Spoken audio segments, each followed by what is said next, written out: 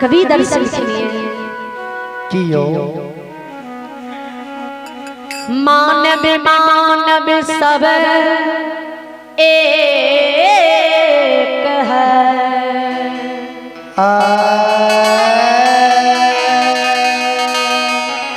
मानव में है कुछ भेद कुछ मानव में देव बसत है कुछ में बसे प्रेत।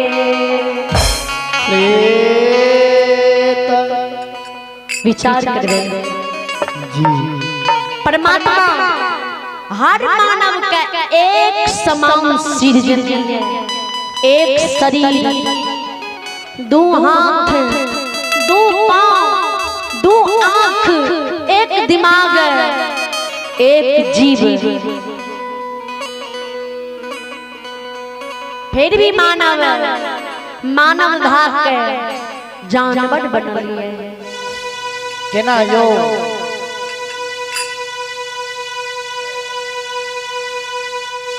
मानव से अच्छा जानवर हुई है जे जानवर तेकरे दुखदायक नहीं बनी है अपनो गुजर कर लिए अब बालो बच्चा के पोष लिए तेकरे दुखदायक नहीं बनी है। लेकिन मानव मानव बन के जानवर बनल है।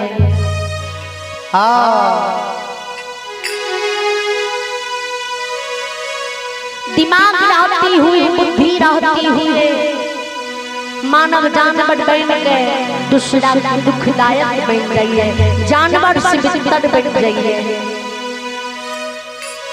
कुछ मानव भगवान की भक्ति भजन करिए और कुछ मानव भूत प्रेत भूत की पूजा भक्ति।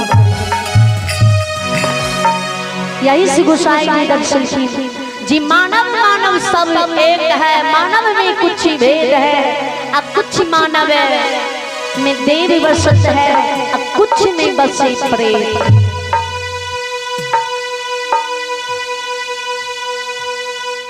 यंदू बाबा के हुस्न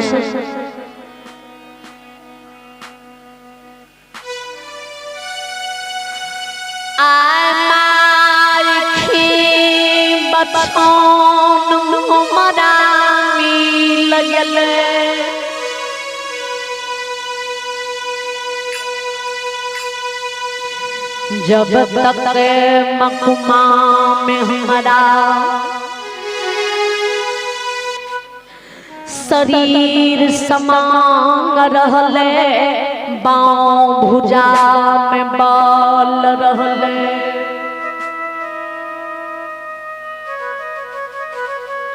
तब तक तू हमारा संग में रहला।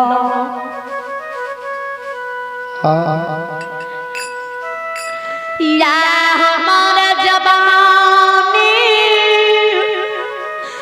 जवानी नहीं रहलई हो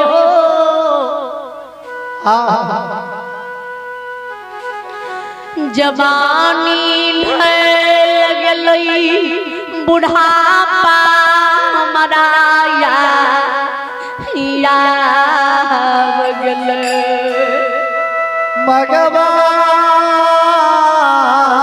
हो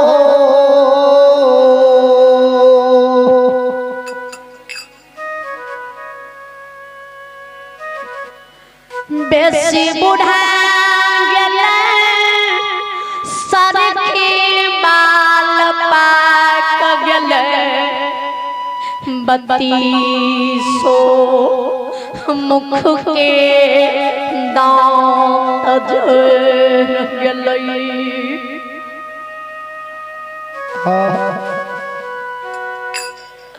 शरीर के चमरी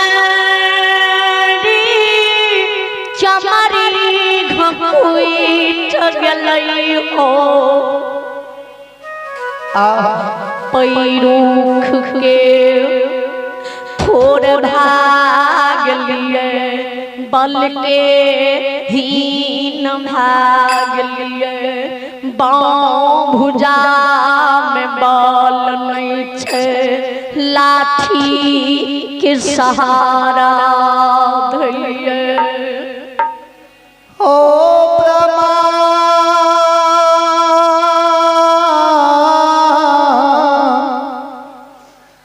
आत्मा हो गुस्सा जाय दिन में मकमा में हमरा जवानी रहे बाँव भुजा में बॉर्डर है ओ दिन में जे तू हमरा छोड़ देती हो तो हमर गुजर संसार में हेती है आज हमरा शरीर में बल नहीं छे आज हमरा शरीर में सामर्थ्य नहीं छे आज हमर बुढ़ारी भेष छे लाठी के आस ढाल लिए तो आए मकमापुर नगरी में गुस्सा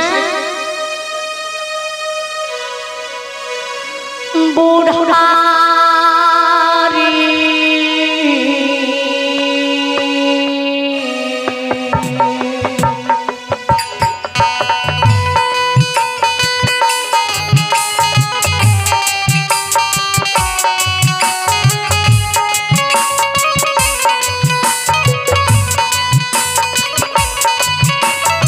यो मेरा मोहिया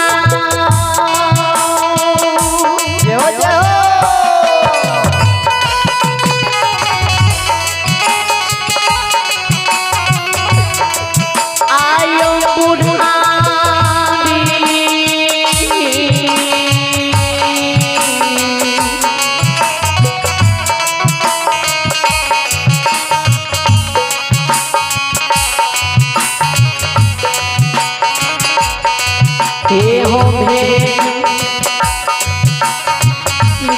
समय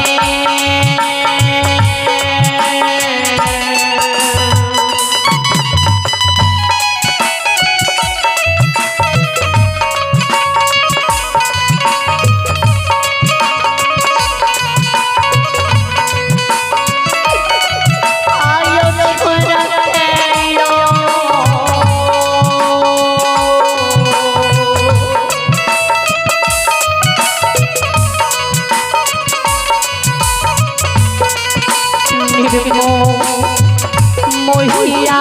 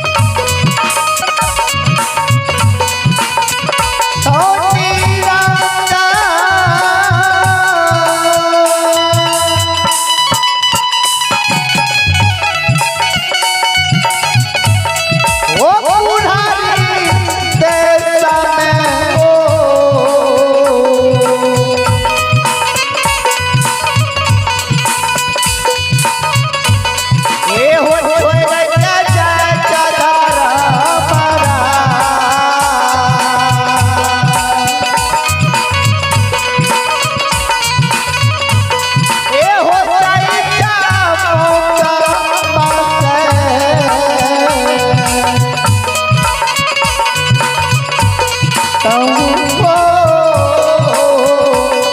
बाबा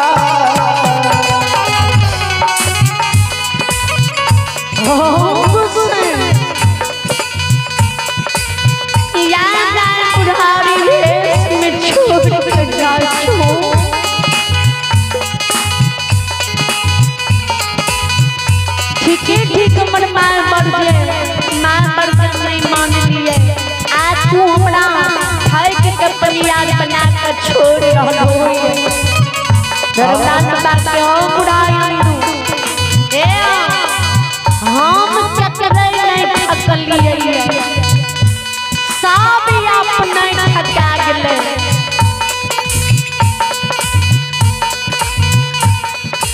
यंदू बना के गुस्सा कोना में मान लेबै जे सब अपने थका गेले आज तू हमरा खुद छोड़ के जा रहल हो बुढ़ारी रेस में छोड़ रहल हो केकरा सहारा लागबे के हमरा सहारा देतै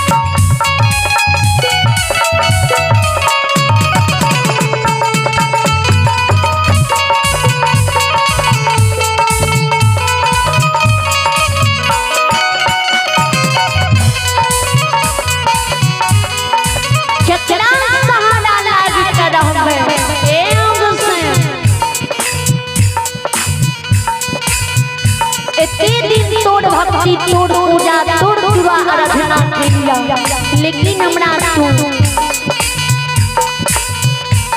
एको गो पुत्र पुत्री नहीं देलो जे आए बुढ़ारी के समय में हमरा सहारा होती है पुत्र पुत्री के आस लाग के हम दुनिया में जीती है जब तू हमरा छोड़ के जा रहल हो ताई दुनिया में अब हम जिंदा नहीं रह सकते एक से तो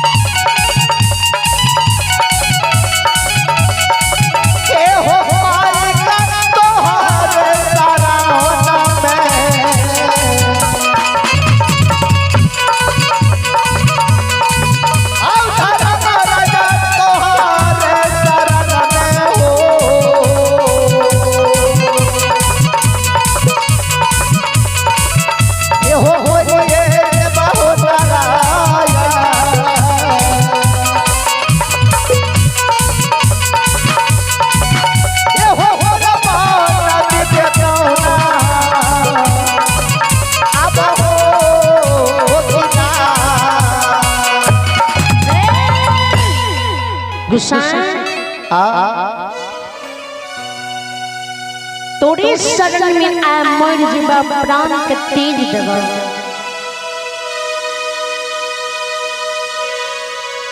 धर्मदान बाबा के हो अंधु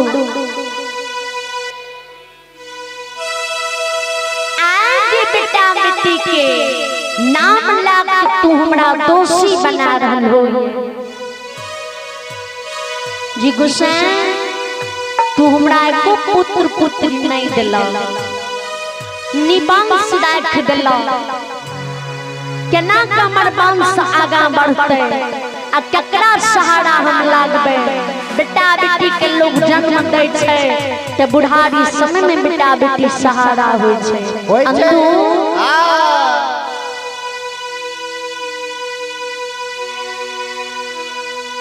जय दीना तोरा दुआर दुआर लिया तोरा पंजियार बनबैले।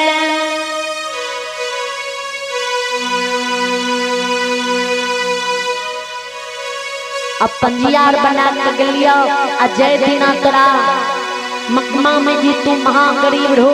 खाए के लिए अन्न नहीं मिले रहा, पिए के लिए जल नहीं मिले रहा, पहरे के लिए। अयाबे शिवम राज भगवान के दरबार में एक से एक रुपये दान दिए। शिवम बाबू को मैया रानी लंबी मर्दी बड़ी बड़ी विद्या की भंडार दी।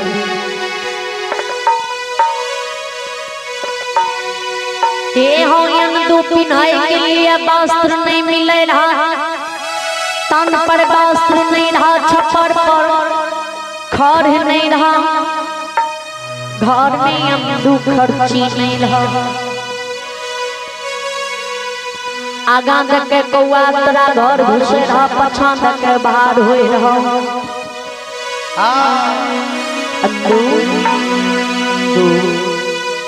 महा गरीब रहो, गरीब में भी तू गरीब रहो। ओ दिन जी तोरा दुआर आइया तोर गरीबी पन मिटावे में तोरा मामापुर नगरी में धाम दैले तयंदू घर में खर्ची दलिया, तन पर वस्त्र दलिया। 14 कोस में 700 बीघा में दोना फुलवारी दलिया।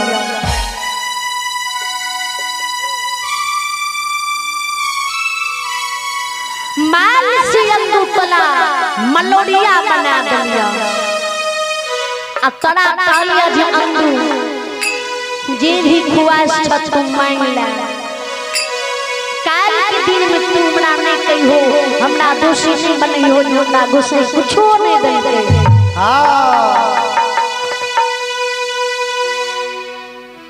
ओई दिना अंदू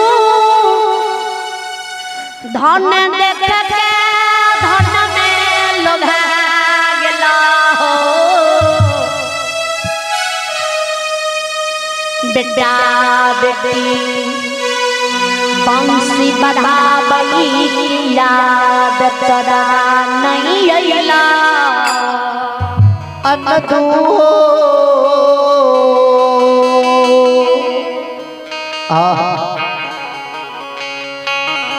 ओ दिन तोरा नहीं लगे हमरा वंश बढ़ावे के लिए पुत्र पुत्री भी चाहिए।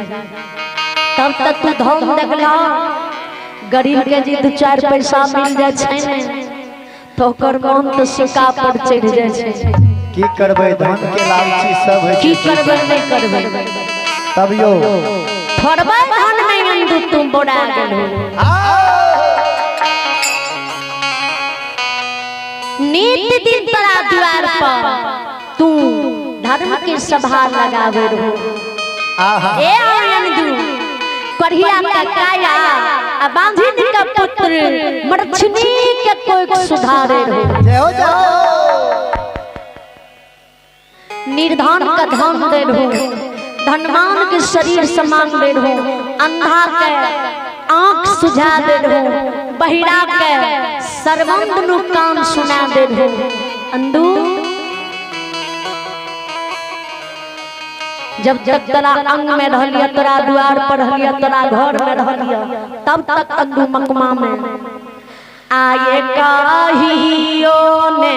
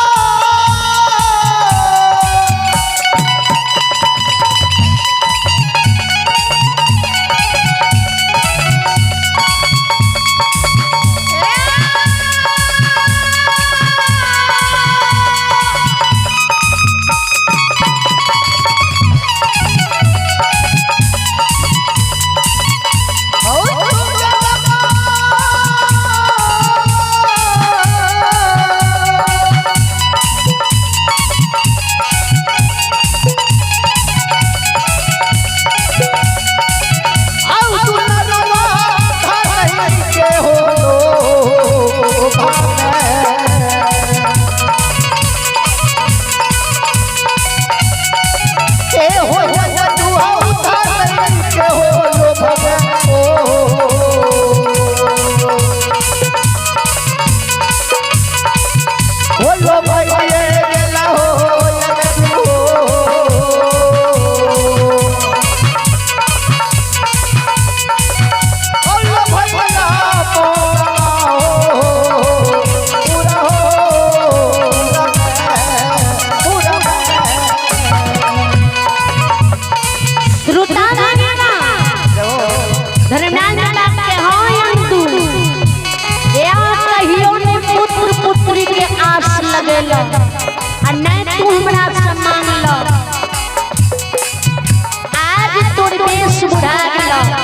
जवानी धैल गेला बुढ़ापा आयल गेला यमदू शरीर के चमड़ी घकुच गेला मुख के दांत झड़ गेला शरीर में बाँह भुजा में बाल नहीं छा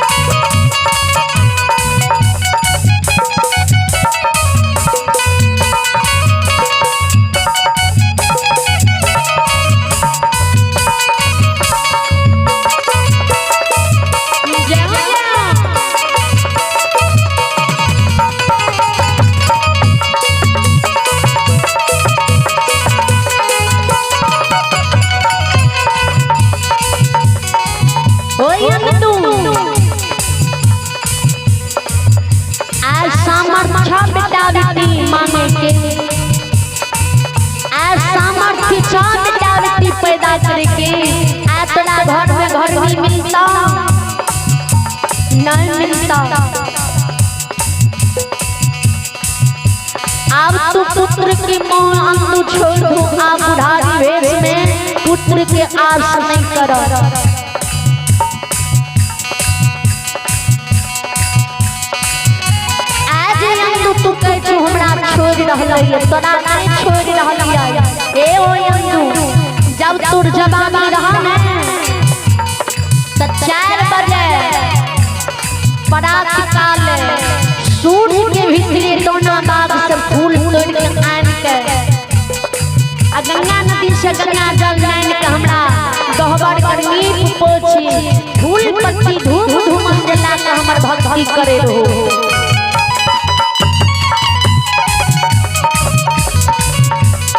लेकिन आब यंदू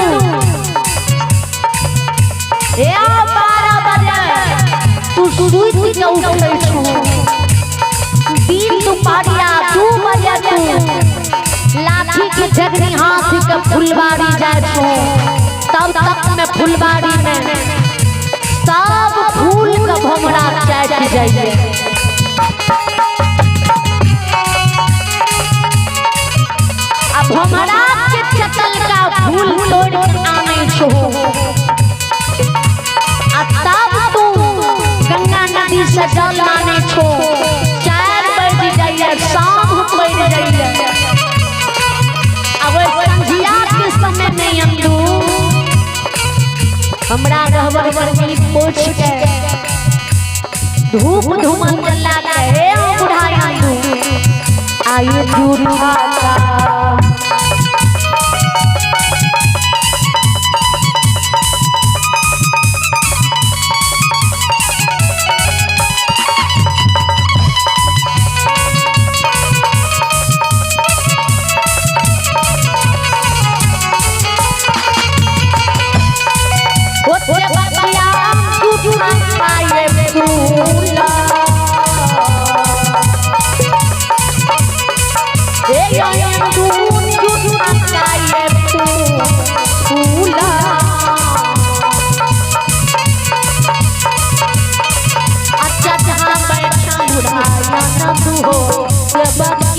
हो